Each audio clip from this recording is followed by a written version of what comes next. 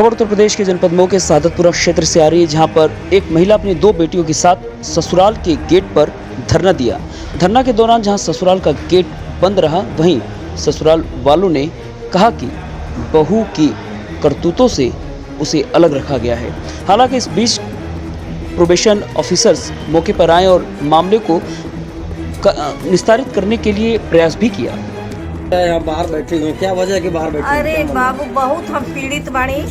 घर में रहत रहनी, वो टाइम लइगा से हथा बाही चक्कू चकारी अपने हेते में चक्कू लेके हेतर झगड़ा करे। हम कहलिए अरे तो बड़ा हमन के पूरा परिवार में चल जाल लीजिए। एक बाद यहाँ बुनाई विद्यालय के पीछे मकान बनवा के देखनी, वहाँ मिलाई के रखी है। कहते हाँ आप लोग के देख के अब चढ़त हुआ। हम कहनी अरे सीधा अरे भोजन बनवा के देली बाबू।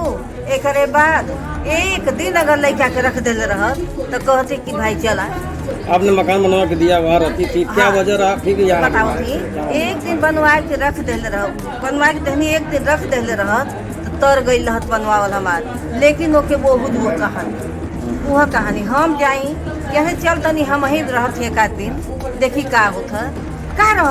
आप तो वह जो रहनी का रह, ये जो आई अलमारी खोल खोल के चाटे खातिन हमार खाए खातिन।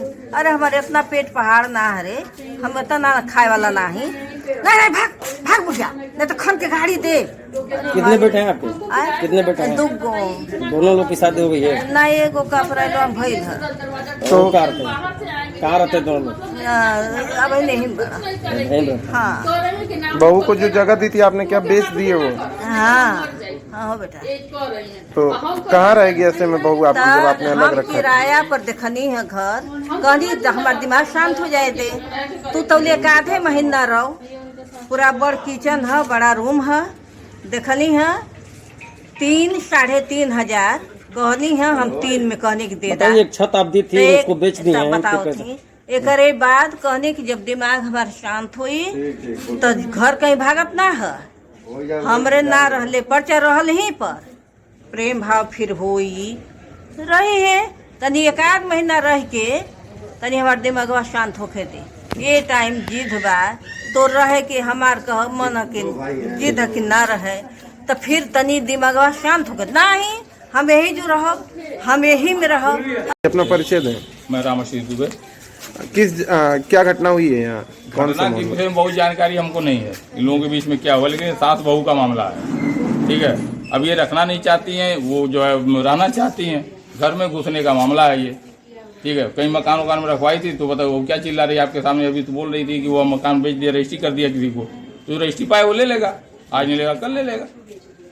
तो सवाल ये है कि ये रहेगी कहाँ, क्या खाएगी? क्या लगता है कि इनके साथ अन्याय हो रहा है? बिल्कुल।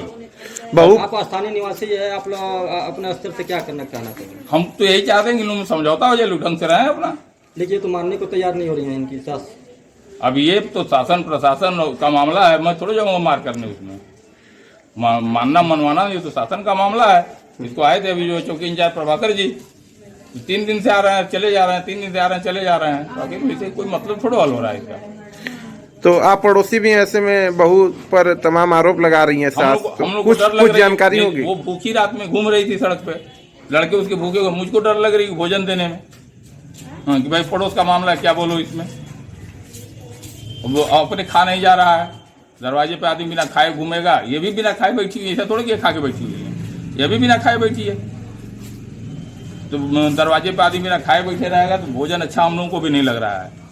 और चूंकि सामाजिकता है इसलिए पड़ोस है, इसलिए कुछ बोल नहीं पा रहे हैं, कुछ कह नहीं पा रहे हैं। आप लोगों से मेरी करबद्ध प्रार्थना है, इसको 1 आध घंटे में सॉर्ट आउट कराइए मामले। सर मेरा नाम पूनम वर्मा है। मेरा मायका फातिमा हॉस्पिटल के पीछे चाँदमारी इमिलिया में है। ये मेरे 2 बच्चे हैं, ये 16 साल की है और ये 13 साल की है।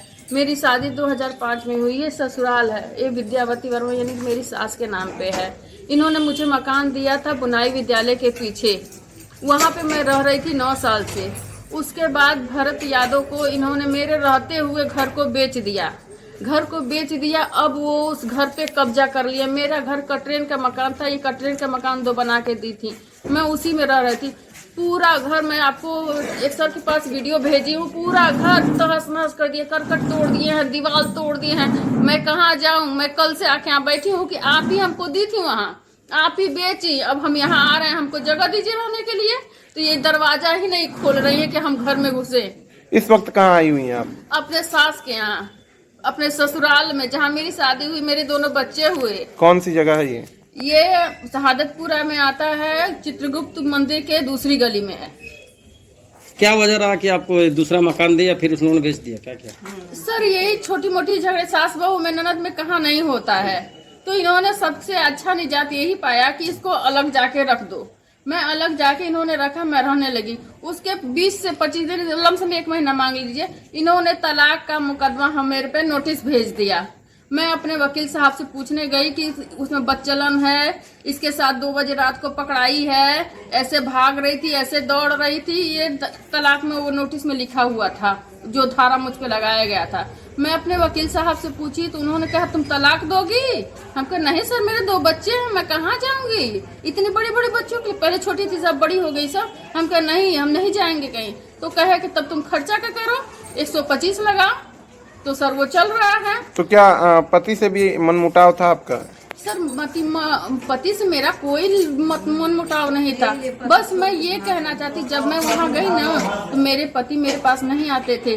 जब कोर्ट में बात चली ना तो कहते थे, क्योंकि वकील साहब सिखाते थे, बियर बार में जाके ये डांस करे ले, हम ना जाई, हमके चाकू मार दी, हमके बंदूक मार दी, कह के नहीं जाते। हम कहते थे सर वो मेरे पति हैं, हमको बुलाई, हम नहीं मारेंगे, हम उनके अपने पास रखें। सर मेरे दोनों बच्चे हैं, बड़े हो रहे हैं, समाज है, अकेली औरत को कैसे लोग देखते हैं। आपकी जीविका कैसे चलती फिर? मैं अली बिल्डिंग में प्रीति बुटीक पे, अली बिल्डिंग के एकदम लास्ट वाली गली में प्रीति बुटीक है, आप लोग जाके उनसे बातचीत करके पूछ सकते हैं।